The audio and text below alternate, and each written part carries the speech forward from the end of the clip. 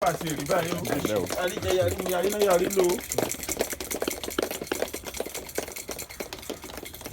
ìtẹ́bìrì fáyidọ̀ ló di kókó amúkókó owó pè ìkókó ọmọ ìkókó àlákàrà ìkókó lóbìnrin náà kó báyà dúró ayágbá o.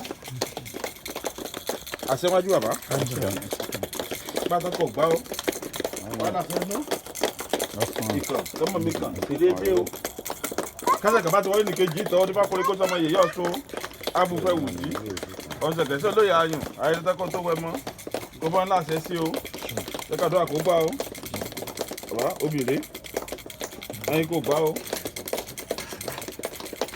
ìgbàkúdù kọ́ máa dé kọ́ máa mú náà lọ ilé dé o fẹ́ sí ilé kó wọlé rẹ o ṣẹ́kàdó àkógbá kọ́kà kó bá lé o.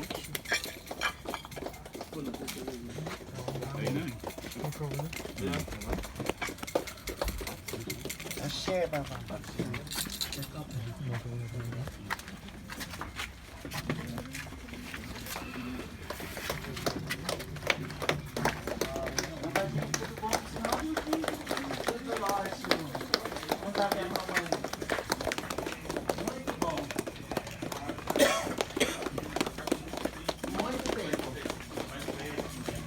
Ainda era vivo, ele estava